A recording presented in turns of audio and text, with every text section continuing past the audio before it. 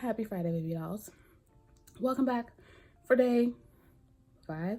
Yeah, day 5 of 25 days of books. I'm coming in again real casual because your girl does not feel good. I did something to my back yesterday and it's been real like can't bend over type energy. Is this aging? Is this aging? I don't know. If it is, I don't like it. But I did want to make sure that I popped up because 1, we like to fulfill our commitments, and 2, I wanted to talk about some of my favorite like holiday reads. And so I have a few like physicals here because I do like to read like physicals as well, but I actually have a lot of holiday shorts on my Kindle, you know. And so I wanted to talk about them today because I feel like a lot of people sleep on holiday shorts and stuff like that. The holiday books are some of my favorites sometimes, and I feel like they really do get me through like my reading season. Yesterday, we read The Perfect Gift by Clio Evans, and that was so good. I'm still thinking about it. It put me in a little bit of a slump. That was really good. Y'all know I love me anything that's like poly white shoes. And it was just done so beautifully. If you want like my full reaction to that, you can go back and watch yesterday's video. But today we're just gonna be real casual, just going through some of my favorite holiday winter reads. So if you're interested, go ahead and tap in. All right, so first things first, I apologize for it being so dark. It is really like icky and dreary. I don't feel like turning on my other like 2-3 lights. I'm not doing all that. We're just gonna chill. So hopefully you guys don't mind it. Too many lights, they hurt my eyes. Even on my YouTube channel where I do hair, like I don't like having all of my lights on. Those of you who come from there to here know that. So I did go ahead and make a collection in my Kindle for my holiday reads because I was like, I need to have these at the ready. And I was actually surprised by how many that I have. But let's talk about some of the ones that have really been like highlights for me. One that I recently talked about is Fucking Under the Mistletoe by BriAnn and Danae. And this is a super short holiday novella. All 3 of these books follow a group of friends, and each friend is kind of like having their own little holiday meet cute in a sense. This one is actually a second chance. We have an FMC who is constantly going back and forth with a guy who has already formally cheated on her, had a baby on her, and is now like caught between her and the baby mama. And she wants to be free of the baby mama drama, but she just will not get herself up out of that situation until Christmas comes to approach, and she has a chance encounter at the store with a pro baseball player that is actually a guy that she used to fuck with. And he has his eyes set on making her his.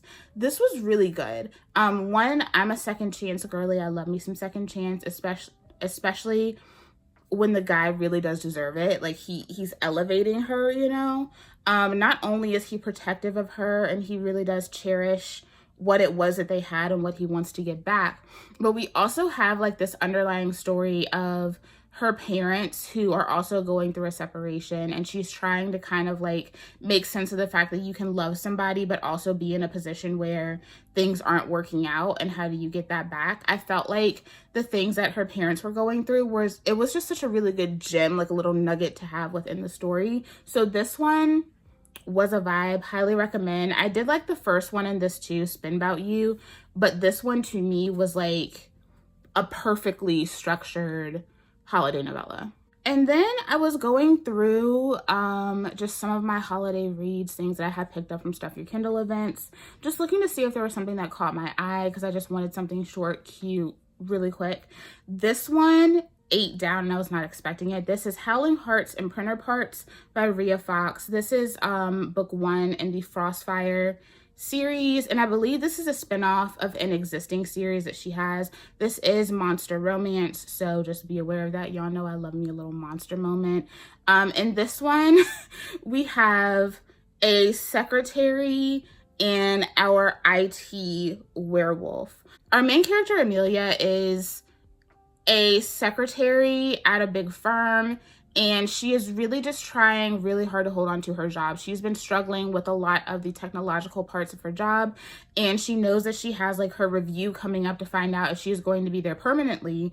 But she keeps having to call Desmond, the IT guy, at their job. And Desmond is like, he's a grump. Like, he's grumpy, but at the same token, like, he can't resist helping Amelia. Like, he does carry a little bit of torch for her, as well as the cute little shortbread cookies that she keeps at her desk all the time for him to munch on. At some point, Amelia is feeling really desperate because she really wants to show up for this job. And so she asks, like, would you be willing to, like, give me some classes, like some tech classes, and kind of help me navigate certain things so I don't have to call you every single second I'm having a crisis in the office? And he's like, yeah. But of course, those computer sessions turn into something a little bit more kinky. This was really, really great. It was short. It was super duper cute. We have Amelia, who is, she does have some insecurities, not necessarily about her looks or anything like that, but about her intelligence. It's very clear that her family has kind of beat into her that she's not the sharpest tool in the shed. And I love how Desmond comes in and like is constantly reassuring her, like, you are the woman that you think you're not, and I need you to get it together and believe that, you know? I love that. And I love that he just like, he doesn't even let any shred of it go. Like, even if he sees a look on her face like she's doubting herself, he's like, nah, don't do that. Don't do that. Like, I see you. This was incredibly cute. And I even found Desmond, with all of his grumpiness, he just melted for her, just completely. So Howling Hearts and Printer Parts by Rhea Fox was a vibe. The only thing that did throw me off at first is that I did not realize that this author is from the UK. So there are like certain colloquialisms and things like that that might throw you off at first. Listen, anytime I encounter the word knickers instead of panties, I'm just like, oh, okay, cool. But it does make me cackle a little bit, just a little bit. But this one was super duper cute. Job well done, and I definitely want to get into the rest of the books that Rhea has to offer because they look so cute. She has a monster series that is just completely like office romance like this one. So yeah, I'm here for it. And then another holiday must read. One thing that I'm always going to do is make sure that I am engaging in an Aria Daze holiday, period. Aria Daze has a bunch of holiday novellas, and I think my favorite is One for the Team. We have our mascot here who ends up juggling between 3 of the hockey players on the team. She is that girl. She knows she's that girl. But at the top of the book, she's dating a guy who really just tries to kind of tear down her confidence. And so immediately when these guys on the hockey team see that like she's finally getting freed up, release 1, 2, 3, release them. They release themselves on her in all of the ways. Y'all know I love white shoes. I love me some Aria Daze. I love polydynamics. This one was quick, it was filthy, it was cute, it was all of the things. So definitely check out One for the Team by Aria Daze if you have not. It is a good time. All right, and then one more in the ebook realm for me is Kidnapped by the Snowman by Monique. This was one of my pickups from last year's BriAnn event. And when I tell y'all, I was hooked, okay? We have our main characters, December and Rain. Rain is coming back into town after the loss of a family member. And while she is at the funeral, she catches the eye of December Angel. December is a notorious crime boss in the community, and people fear him. They fear him. And you know the streets was riled up when everyone saw December just drooling at the feet of Miss Rain. This book is everything the title says. She got kidnapped by the snowman. It's very much a chance encounter situation. And December has his own reservations about relationships that are just melted away with Rain's care. I absolutely adore this. I love the way that December ends up showing up for Rain because there's so much going on in her family. Obviously, she's coming back into the fold, and she's not well received by the family because of how she is related to them. Think, which one was it? It's not I Can Do Bad All By Myself. The one with Angela Bassett, where she moves back into town and they find out that she's in the will.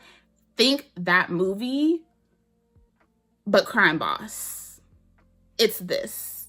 So well done, so good. I had such a good time with this one. Highly recommend Kidnapped by the Snowman. It was a time. It was a time for sure. There are so many others that I could talk about, but I did want to keep this short. So let's talk about some of the physicals that I have in front of me that I loved so much that I had to make sure that I had them on my shelf. The first one is, again, Monster. I absolutely adore this author. They have been on a bit of a writing hiatus, and I'm hoping that, you know, they're doing well, their family's doing well, all of those good things. Every single time that Christmas comes around, I have to plug Dear Monster Claus by Maeve Black. This is a Cupid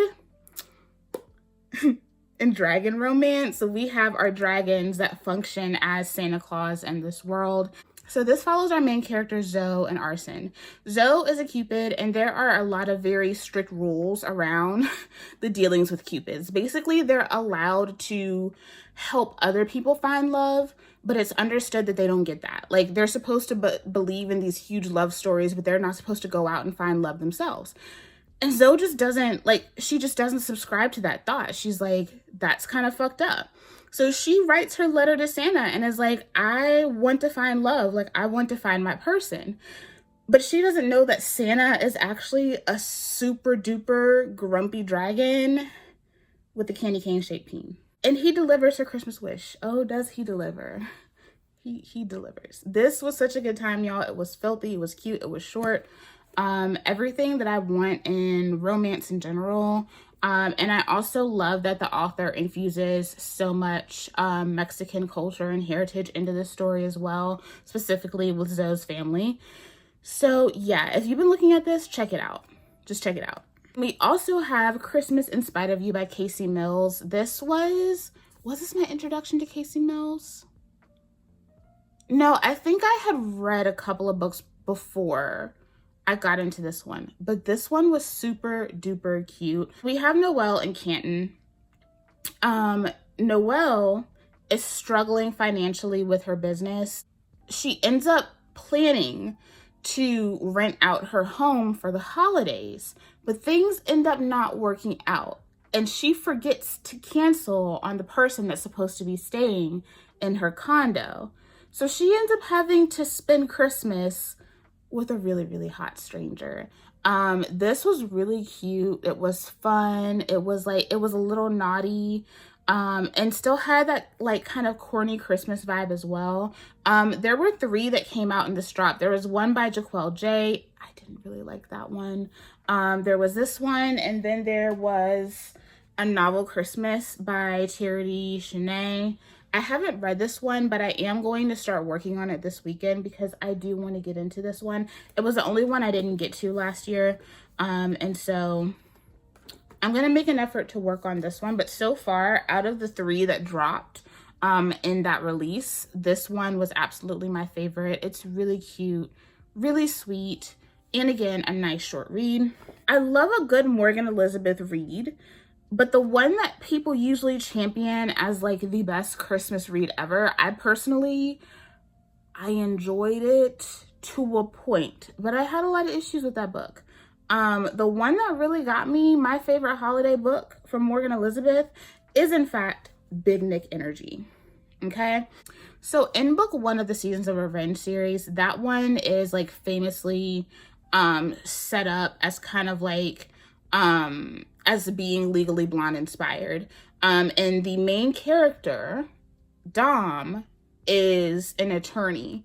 And one of my favorite things about that book was Dom and his character and who he just wasn't as an individual.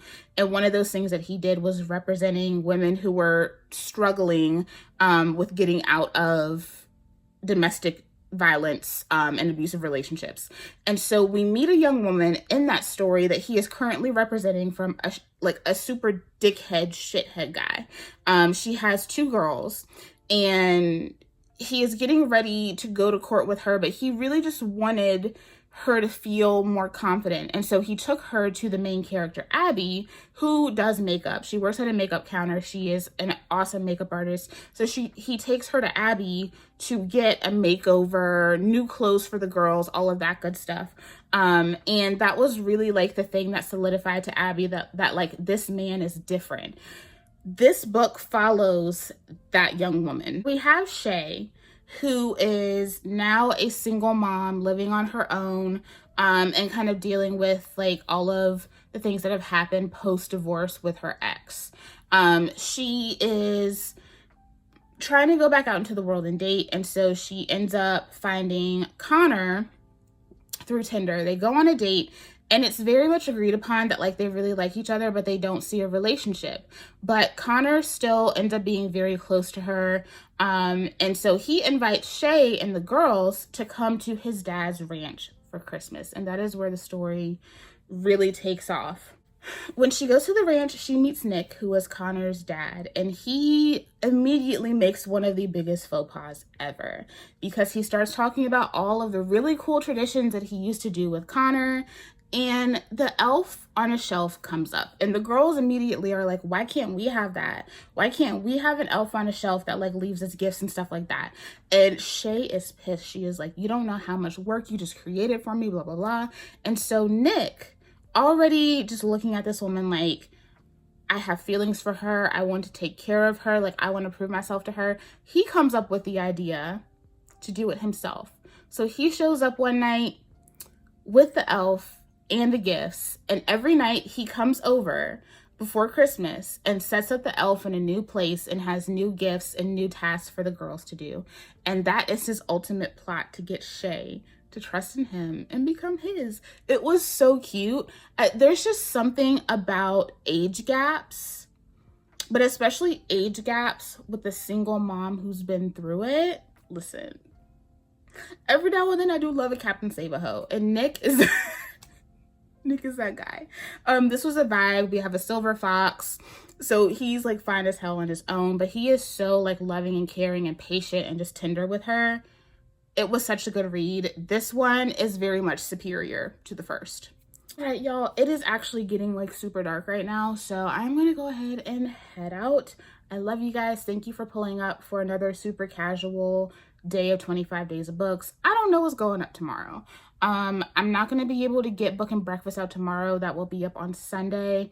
Obviously, I had a hard time doing real filming with my back bothering me, so I'm giving myself kind of a day off from that. And so I will see you guys for sure tomorrow to talk about some other fun bookish things. Bye.